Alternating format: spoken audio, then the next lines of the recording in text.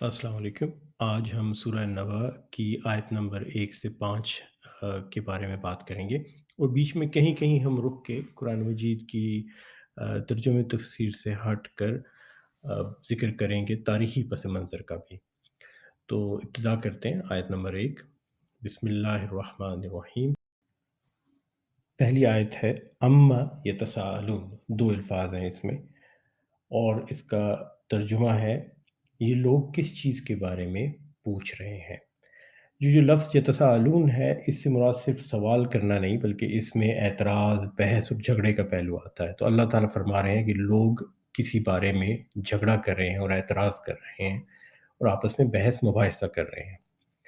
اور دوسری آیت میں اللہ تعالیٰ مزید ذکر کرتے ہیں کہ یہ بحث اور جھگڑا ہے کس بارے میں، تو فرماتے ہیں ان النبأ العظیم، اس بڑی خبر کے بارے میں۔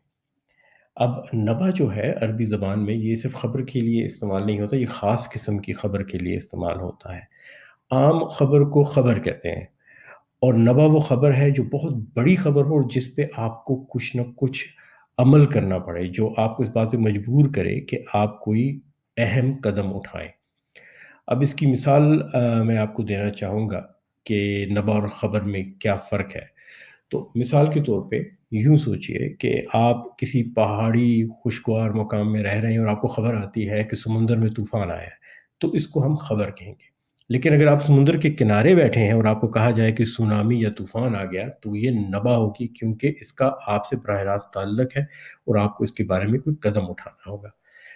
اگلی آیت میں اللہ تعالیٰ فرماتے ہیں الذی ہم فیہ مختلفون، جس کے متعلق یہ مختلف چہم گویاں کرنے میں لگے ہوئے ہیں۔ مختلفون کا جو لفظ ہے عربی کا، یہ لفظ اختلاف سے آیا ہے، اور اردو زبان میں بھی یہ لفظ اسی طرح استعمال ہوتا ہے، جس کا مطلب یہ ہے کہ کسی چیز پہ متفق نہ ہونا۔ تو لوگوں کے اندر اختلاف پیدا ہوا ہے، لیکن یہاں ایک لمحے کے لیے ہم تفسیر کو روکیں گے اور ترجمے کو بھی روکیں گے اور تھوڑا سا تاریخی پس منظر میں جائیں گے کہ یہ کون لوگ ہیں جن کو اللہ تعالیٰ نے الذی کہا ہے۔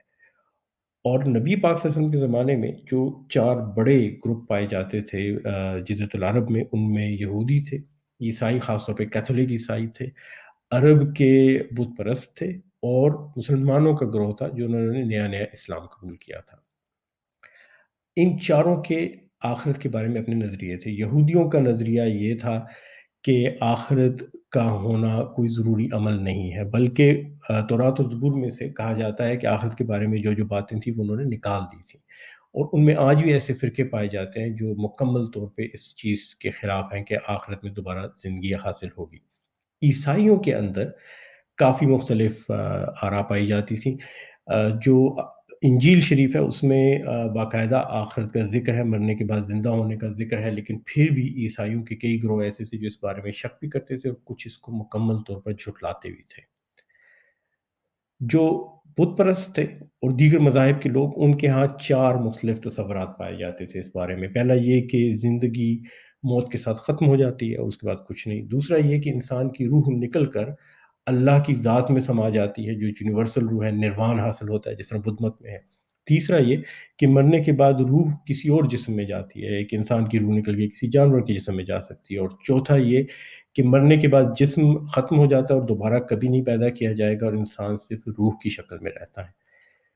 جو مسلمانوں کے ہاں عقائد تھے ان میں اس پہ تو سب متفق تھے کہ مرنے کے بعد دوبارہ زندگی ہے، لیکن اختلاف 4 قسم کا پایا جاتا ہے آج کل، اور یہ اسلام کے ابتدائی دور میں شروع ہو گیا۔ پہلا تو یہ کہ مرنے کے بعد جسم سے روح کیسے نکلے گی، اور نکلنے کے بعد روح کہاں جائے گی۔ اور اس کے بعد یہ اختلاف ہوتا تھا کہ قیامت کا دن کب آئے گا، اور ایک بہت خاص قسم کی عیسائی سائنس ہے جس کو ایسکٹولوجی کہتے ہیں، جس میں یہ کہا جاتا تھا کہ کیا آخری وقت آ گیا ہے یا نہیں، اور اس بات پہ مسلمان بھی اکثر بحث کرتے تھے۔ اب آتے ہیں واپس تفسیر کی طرف، تو اللہ تعالیٰ کیا جواب دیتے ہیں؟ اللہ تعالیٰ فرماتے ہیں کلا سیعلمون۔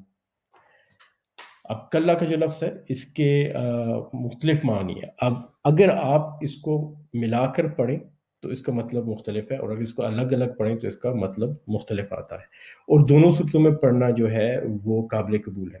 تو اگر آپ کہیں کلا اور وقفہ دیں اور پھر کہیں سیعلمون، تو اس کا مطلب ہے خبردار، ہرگز نہیں، عنقریب انہیں معلوم ہو جائے گا۔ اور اگر آپ ملا کے پڑھیں کلا سیعلمون، تو اس کا مطلب ہے کہ یہ ایک حقیقت ہے کہ عنقریب انہیں معلوم ہو جائے گا۔ تو جو مفصل معنی آتا ہے وہ یہ آتا ہے کہ خبردار، یہ ایک حقیقت ہے، بہت جلد ان لوگوں کو معلوم ہو جائے گا۔ اور اگلی آیت میں اللہ تعالیٰ اس بات کو دہراتے ہیں لیکن مختلف انداز سے۔ اللہ تعالیٰ فرماتے ہیں ثم کلا سیعلمون۔ ثم کا مطلب ہے ہاں ہرگز نہیں، ایک بار پھر، کلا سیعلمون، ان قریب انہیں معلوم ہو جائے گا۔ تو اللہ تعالیٰ یہ فرما رہے ہیں کہ 2 دفعہ انسانوں کو اللہ تعالیٰ زندگی اور موت کی حقیقت کے بارے میں بتائے گا، اور دوبارہ جی اٹھنے کے بارے میں بھی ان کو 2 دفعہ اللہ تعالیٰ اس بات کا علم دے گا۔ تو اب سوال یہ پیدا ہوتا ہے کہ سب سے پہلے کب ہمیں پتہ چلے گا؟ تو پہلی دفعہ جب انسان کو پتہ چلتا ہے زندگی اور موت کی حقیقت کا، وہ اس وقت ہے جب اس کی موت واقع ہوتی ہے اور جب اس کی روح اس دنیا سے پرواز کر جاتی ہے۔ یہاں ایک اور وقفہ کرتے ہیں اور اس میں ایک بہت اہم مباحثے پہ توجہ دیتے ہیں۔ صدیوں سے انسانوں میں یہ بحث جاری رہی ہے کہ جب انسان مر جاتا ہے اور ملک الموت یعنی موت کا فرشتہ اس کی روح نکالتا ہے تو یہ کیسے ممکن ہوتا ہے؟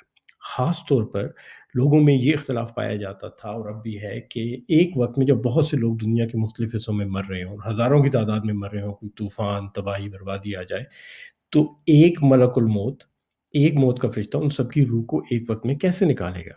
اور اس کا جواب صدیوں تک انسان سمجھ نہیں پائے، لیکن آج کی ٹیکنالوجی سے یہ سمجھ آتا ہے اور بہت آسان جواب ہے۔ جس طرح آپ کا موبائل فون کو ایک ٹاور ریسیپشن دیتا ہے اور اس میں تصویریں، آواز، ویڈیوز اور رابطہ ممکن ہوتا ہے ایک ہی وقت میں بہت سے موبائل فونوں کے ساتھ، اسی طرح اسلام کے اندر جو تصور ہے ملک الموت کا وہ یہ ہے کہ وہ ایک وقت میں بہت سے انسانوں کے ساتھ رابطہ کر کے ان کی روحوں کو قبض کر سکتا ہے۔ اور جو تصور ملک الموت کا دوسرے مذاہب میں پایا جاتا ہے کہ وہ ہاتھ میں کوئی ہتھیار لے کے آتا ہے اور لوگوں کو مارتا ہے، اسلام میں اس قسم کا کوئی بھی تصور نہیں ہے۔ آئیے واپس چلتے ہیں قرآن کی آیات کی طرف۔ تو دوسری دفعہ انسانوں کو تب احساس ہوگا کلا سیعلمون کا، جب اللہ تعالیٰ اس دنیا کو ختم کرے گا، قیامت کا دن آئے گا، تمام انسانوں کی جان جو ہے وہ لے لی جائے گی اور اس کے بعد روز محشر کو مقرر کر کے اللہ تعالیٰ سب انسانوں کو دوبارہ زندہ کرے گا۔ تو یہ دوسرا موقع ہوگا جب انسانوں کو سمجھ آئے گی زندگی اور موت کے بارے میں۔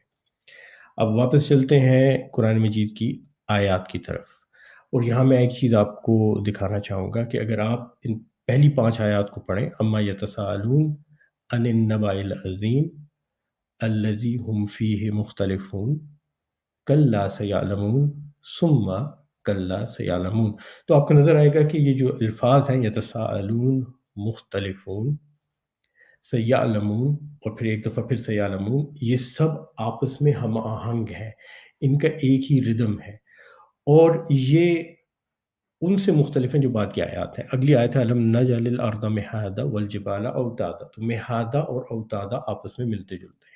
اور قرآن مجید کا یہ ایک نظم ہے، یہ ایک طریقہ ہے کہ جہاں آیات کا ربط ایک ہو، ردم ایک ہو، رائم ایک ہو، تو وہ ایک موضوع کی بات ہو رہی ہے، اور جب وہ ردم اور جب الفاظ کا آپس میں ربط بدل جاتا ہے تو پھر موضوع بھی بدل جاتا ہے، اور ہم اسی لحاظ سے انشاءاللہ اگلی دفعہ آیت نمبر 6 سے آگے تلاوت کریں گے اور اس پہ اور بھی کریں گے انشاءاللہ۔ آپ کا بہت بہت شکریہ سننے کا، خاص طور پہ ان سب لوگوں کا تہ دل سے شکریہ جن کی وجہ سے یہ کام جاری ہے اور جو اس میں اپنے مفید مشوروں سے بھی نوازتے رہتے ہیں۔ سب کو اپنی دعاؤں میں یاد رکھیے گا۔ السلام علیکم ورحمۃ اللہ وبرکاتہ۔